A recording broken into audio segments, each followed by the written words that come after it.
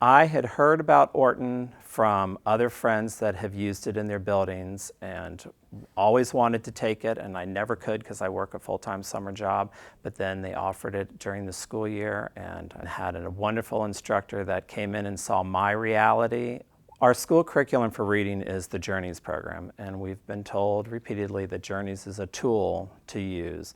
Orton is used for kids with learning disabilities. Our students come with their own set of disabilities. They don't have the background knowledge. Their parents are very busy trying to keep their heads afloat with, working 1 and 2 jobs, and so they don't have the time at home. The majority of our primary classes are anywhere from 80 to 95% Hispanic. So our Hispanic students are coming in with no English whatsoever. The parents don't speak English, so the only English the children are getting is from us at school.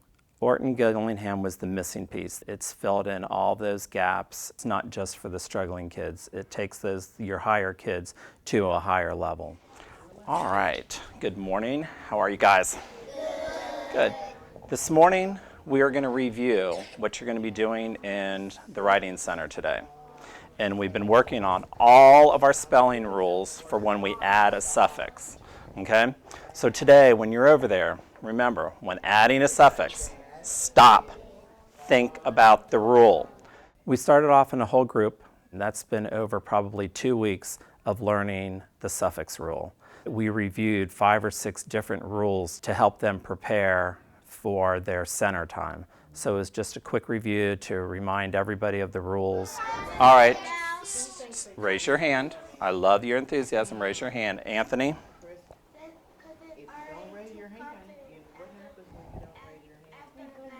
What kind of vowel? That's what happens when you don't raise your hand. What kind of vowel is the E? Short vowel, very good. So we have 1, 2 consonants after it. Why do we have to have 2, Destiny?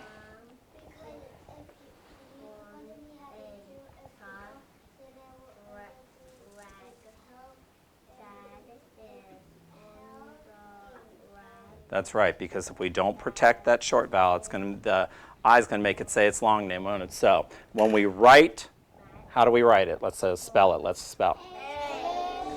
H-E-L-P-I-N-G.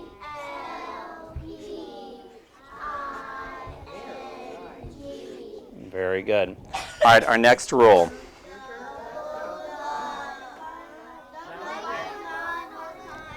Double the final consonant. So if I have the base word or root word, because we see it both ways, root or base word, run, and I want to add the suffix ing, what do I have to do? Diana? We have to double the N so it doesn't say That's right. We have to double because we have a short vowel, and we only have 1 consonant, and we have to have.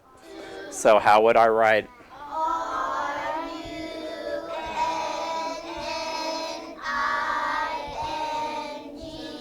Very good. All right. All right, so if I have the root word or base word make, and I want to add ing to making, what do I do? Hannah? Very good. So let's spell it.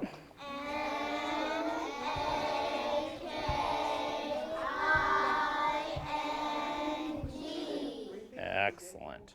The transition started on day 1 of the school year. All right, you know where to go. And so it was modeling between myself and my paraprofessional when the timer goes off, what are our expectations? So we would literally stand up, we would walk to each group, how to clean up the area where you were, where your papers go, how the pencils go in the holder, everything else. And so it was a lot of that whole first week of school. We started on day 1 of doing centers, and it's just evolved, and we do it every single day. It's the same process, the same rotation. The only thing that changes is groups because it's based on abilities. My Orton lessons take 2 days. The first day I can get in the review, the new rote word. We do the visual, the blending, the auditory, and then I introduce the new concept. And depending on the time, sometimes I only get to the auditory, and then the second day is the new concept in the reading. But my focus on this one was I really want to work on reading comprehension strategies. Most of the people that I talked to, they said, Orton doesn't have reading comprehension. There's not a writing component to it. And yes, there is. You can incorporate all of that into an Orton lesson, still keep the integrity of Orton, and take it to that higher level and get the reading comprehension and writing in.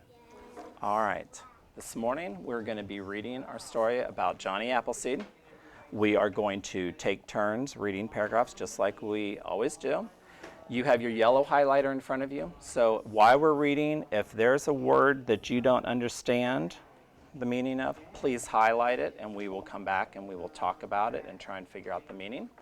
We will finish by answering 4 reading comprehension questions. You guys will answer them. Then you'll be the teachers. You'll get the red pencil and check. All right, any questions?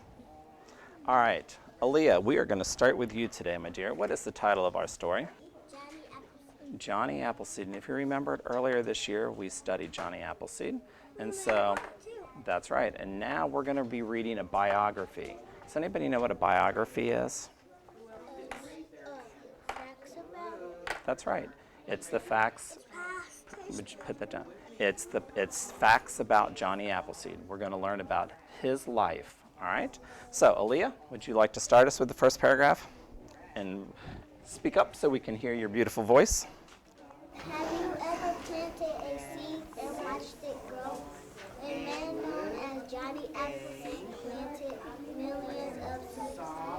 Apple trees across the United States trace their roots to Johnny Appleseed. Johnny Appleseed was born John Chapman. Read that one again. Look at that last one. You know that, his name. Read the last part. What's that say? Chapman. Very good. The lesson was the final part of the lesson we'd been working on. So we worked on reading comprehension using the Orton-Gillingham approach. If you notice, there were no pictures that went along. It was looking at the text, and we were taking it to the higher level where if there's vocabulary they weren't sure of, they were to highlight it. So we can go back and talk about it and use the strategies we've been working on for a good reader, what they do. And then they answered 4 comprehension questions, and then we went back and I took the pencil away from them, so they had a red pencil because they want to change their answers sometimes, and this way they're being the teacher. And we talk about process of elimination, where we found the answer and all those good strategies that readers need. Samuel, number 4. What conclusion could you draw about Johnny Appleseed? All right, what conclusion can you draw about a... Conclusion means at the end, you've read this whole story.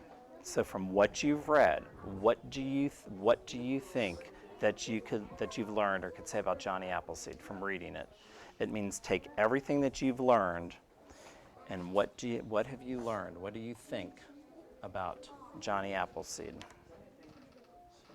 Okay. Put your yellow pencil down. Pick up your red pencil. It's time to be the teacher. All right, now, red pencil. The author's purpose for this passage is to Inform the reader about the positive way Johnny Appleseed influenced America. That's right, because it says to learn, persuade. Did it try to get us to learn more about Johnny? No. Did it entertain us with funny stories about Johnny Appleseed? No. And did it try to convince us to eat apples? No. Not at all. We finished up with a dictation sentence, which I feel is one of the most important parts of the Orton lesson because it's teaching the kids sentence structure.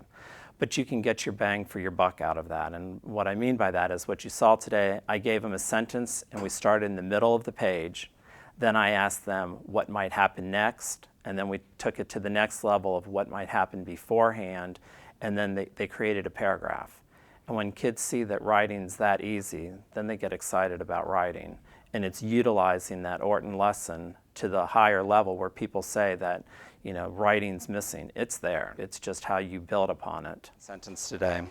And we're going to do our dictation sentence, and we're going to do our dictation sentence so we can work on making a paragraph. All right? So you're going to start with the middle sentence. All right, pencils down. Ready? This is a big one. And this is a big one. I know you can do it. You ready? All right. Eyes on me. Put this stuff up here. You know it stays at the top, so it's not near you. All right. Ready? Let's go. Look at me. Eyes up here. Hannah, eyes up here. The farmer was carrying a bucket of water down the hill when he when he slipped and fell. One more time, sorry. The farmer was carrying a bucket of water down the hill when he slipped and fell. Again. The farmer was carrying a bucket of water down the hill when he slipped and fell. One more time. The farmer. In the dictation sentence, there were 16 words in that, and that's a lot of words. And we started off at the beginning of the year with 3 words, and we kept building upon it. And what I found with this class is challenge them. If I sit there and say, I've got 6 words today, I don't know if you're going to be able to do it, they loved that challenge and they step up to it. And so we keep going. And even at the 16, I wasn't sure if we could get that far, because that's their goal is to get to 20 by the end of the school year.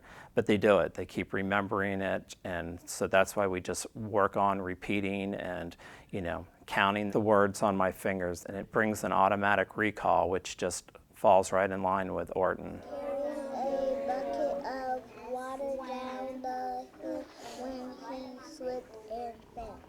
Wow. Beautiful capitalization, punctuation, spacing. I love that you remembered all the rules for adding the suffix. You remembered the floss rule.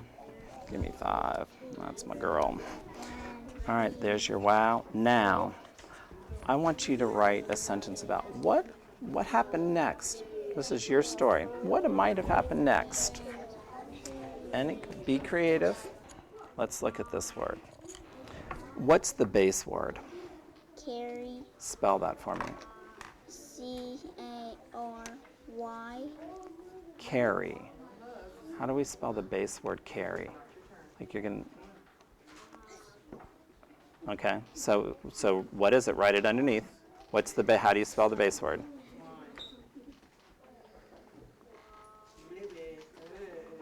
All right, now what do you do? That a girl. Why did you have to do that? Because I forgot my Y on this one. That's right, and do we change the Y to I on this word? No. Why not? Because we can't have 2 Y's. We can't have 2 I's. Now, The farmer was carrying a bucket of water down the hill when he slipped and fell. He got up and got another bucket of water. excellent. I love that story. Now, let's read this a minute. Restart it again. He was in the bed sleeping, and he woke up and heard a cat. What do you think should go there? Does that sound like a complete thought to you? You've got a complete thought there, so let's stop it right there.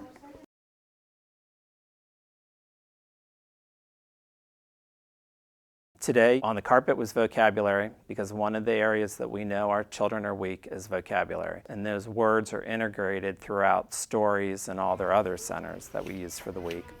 There's always a reading comprehension station where they're reading a short story and answering comprehension questions using the various strategies that the kids will see on tests. So sometimes it's extended response, sometimes it's true, false, multiple choice, just so they see all the variety of questions.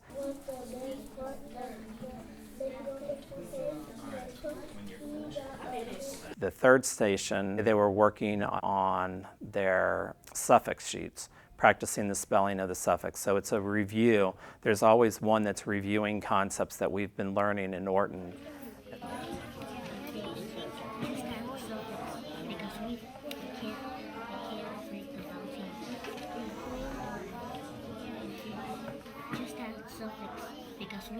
I can't break the ball team.